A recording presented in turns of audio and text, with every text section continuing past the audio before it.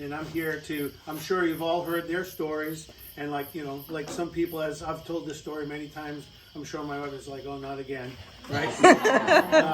But I have a fresh audience, so this is great. And I'm going to tell you the story they didn't tell you. Anyway, so I have to start with my little backstory just because it's pertinent to the story of Tom and Flo. But about an hour out of Tahiti, I was sitting on the plane, and the flight attendant came up and handed me the customs card. And at that point, I started filling it out, you know, name, address, you know, country of origin. Some of you may have filled those out as you were coming here for this event. But when I got to the section that said, where are you staying in Tahiti, it was at that point I realized I had no idea where I was going when I left the plane. It was like, backpacking trip. So I took out my guidebook real quick. I said, well, I have to write something down. So I read through the guidebook real quick, and I wrote down the one place I said if I was going to stay anywhere, this would be the place. Hidi Mahana Beach Club. Sounded awesome. Black sandy beaches, bars, snorkeling, all this stuff. This is going to be great, right? So I just wrote that down. I get through customs, grab my backpack, because I'm backpacking, so we used to say, you're not homeless, you're a backpacker. And I walked out the door, still not knowing where I was going to go. I had no idea where I was going when I got out of the door. I walk out the door, I'm kind of standing there looking around lost. Wait, what time was it? Oh, like 2 o'clock in the morning, something like that? No, this was it was a morning landing because I flew all night because it was sunny out. I do remember it was sunny out. And I'm standing there, and yes, this cute little French girl comes up and starts talking to me, and I felt flattered. Oh, hello. Hi, yes. But she's talking in French, and of course I'm American, so I went, English? And she says, oh, you're American? I said, yes, I'm American. And she goes, oh, well, would you like to come stay at this place? We have, you know, black sandy beaches and bars. She's doing all these, saying all these things. And I'm like, what did you say the name of the place was? And she goes, Hidi Mahana Beach Club. I was looking for you. So she's like, oh, come this way. So I start walking. And then all of a sudden, you know, I go up and I expect to see, you know, a vehicle that had the name of the place on it and everything. But of course, it's just this little white pickup. And there's some, you know, suspicious looking character behind the wheel, this guy, and Flo. And I'm like, wait a minute. How did she... Hidi Mahana Beach Club. I said, am I being set up? You know, am I going to get robbed? You know, what's going on here? And of course, so I said, well, I think I can outrun her, and I can always jump out of the truck if I have to. So I throw she goes, oh, throw your backpack in the truck. So I throw it in the truck. I get in the truck, and we start driving through the streets of Papeete, Tahiti. Of course, Flo did not mug me, or, you know, steal my wallet or anything nefarious like that. And we get to the Hidi Mahana Beach Club, which turns out means sunny day in Polynesian. So it was perfect. She brings me into the office, shows me where, you know, the registration is, and then disappears. I get checked in. I go and set my tent up on the beach for $5 a night. You could set your tent up on the beach. This is perfect. I get all settled in. A couple hours later, I go out to the common area. So they have these outdoor common areas where you can cook, and there's a refrigerator where we gather mangoes and coconuts in the morning so we could have them for lunch, nice and cold, because it was like 105 degrees on the black sand beaches. And later on, I saw Flo again out at the common area, and we start talking. She's the only person I know. And I asked her, oh, so do you work here? She's like, oh, no, I'm traveling. And they if I go to the airport because they speak French and English and bring backpackers here, they let me stay for free. So she didn't have to pay the $5 or $10. Perfect. How do I get that job? So anyway, and she goes, oh, no, and in fact, I'm leaving tomorrow on the boat to Bora Bora. I was like, oh, that sounds awesome, that's great, and everything, well, you know, good luck, and, you know, so eventually, you know, she went her way, I went my way, and that night, you know, I slept in my tent. The next morning I get up, and I go out to the common area, and I met Tom.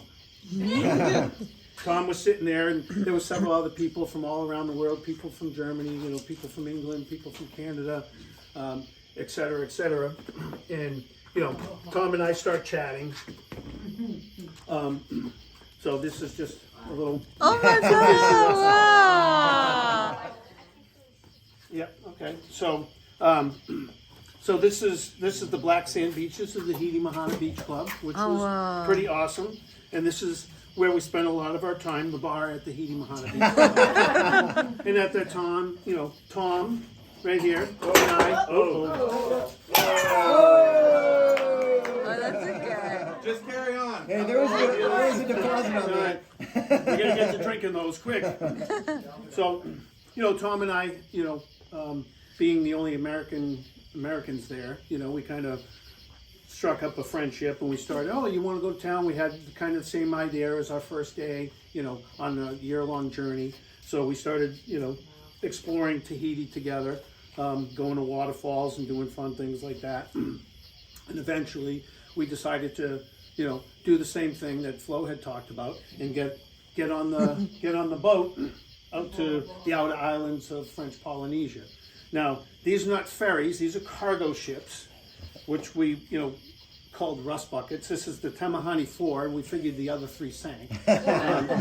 And so we get on the boat, and you pay like 1,600 francs, and you find a spot wherever you can to sleep on the floor.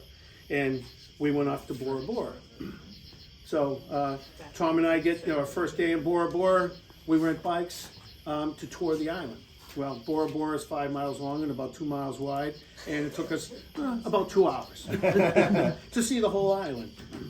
And we get back to port, to the main area, the only little town that's there, and we're hanging out and like, well, what do we do now? Well, I guess we have a beer or whatever, And all of a sudden we're standing there by the pier, and I look across the road, and I'm like, hey, Tom, there's Flo. He's like, who's Flo? I said, the cute French girl from the Tahiti Mahana Beach Club. He's like, who?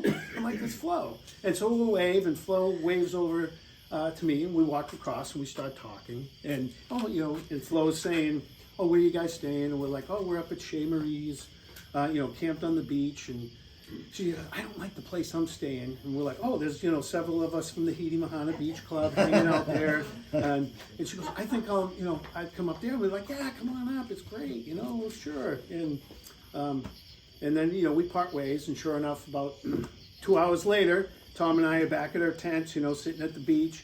And Flo comes walking in with her backpack. Hey, Flo, how you doing? Yeah, I want to join you. And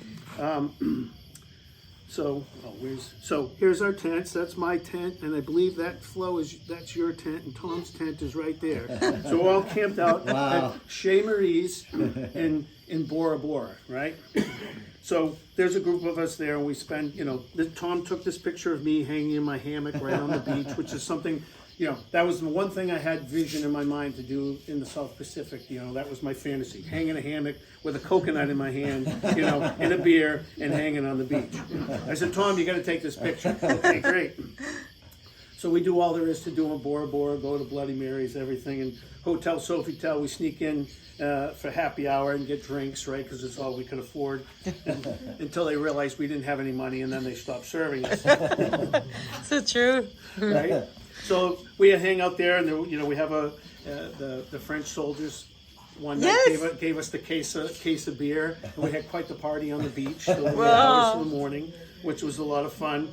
And then we said there were some other people, the Germans and the Canadians. We were supposed to meet in this little island called Huahine, because they were having the inter-island canoe race that we all kind of wanted to see. It was like the biggest thing in Bora Bora, or in French Polynesia at the time. They came from all over Polynesia to do this big open water outrigger canoe race.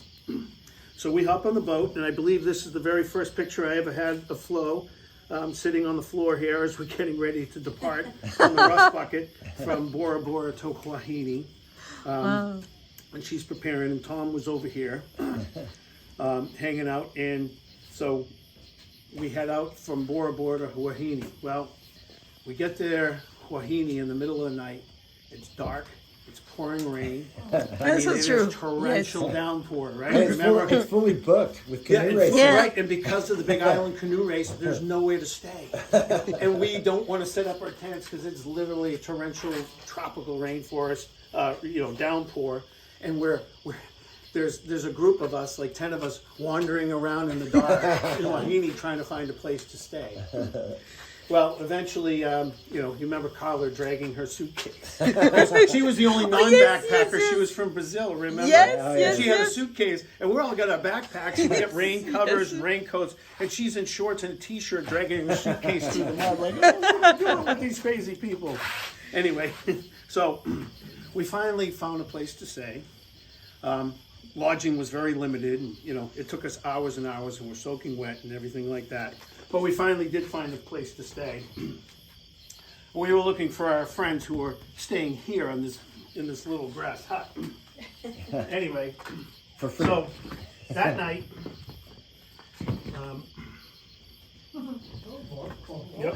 hold on.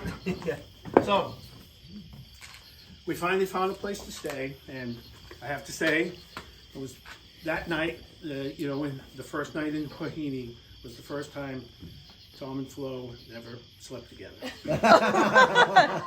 Spencer, I want to close your eyes here. Now, What is this Tom- picture you have? Tom. No. Well, Tom, of course, being a guy, fell asleep immediately. While Flo, of course, sat up with this beautiful glowing smile on her face. And you might be going, "This is weird. How do you know that?" And, well, I know that because I was there. And not only was I there, I took pictures.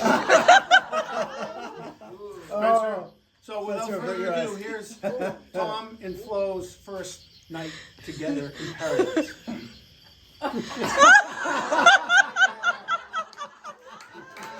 Oh my God, that's good. Tom sound asleep. Flo with her beautiful glowing smile. Right? Oh, that's great. I believe your hair is still wet from the pouring. This is all And live. this was all at Shea Richards. Complete live. So anyway, That's funny. That's great. we survived our first night in Wahine, and the next day we actually got up and went exploring, and we found our other friends from the Hidi Mahana Beach Club. I want to go there. Yes. I don't think you'd like it. Yeah. And then, so all of a sudden I noticed, Tom didn't want to hang with Mark anymore. Tom and Mark weren't renting bikes like we did in Bora Bora anymore. We didn't go exploring in town. All of a sudden, Tom was renting bikes with Flo. I was like, hey. But we had a great time, and I believe, this is the Hidi Mahana Beach Club crew, and I believe this is the very first picture of Tom and Flo. You'll notice Tom is standing next to Flo and not next to me anymore. I'm here. And now, Tom and Flo are here. That was the beginning of your beautiful Oh my God.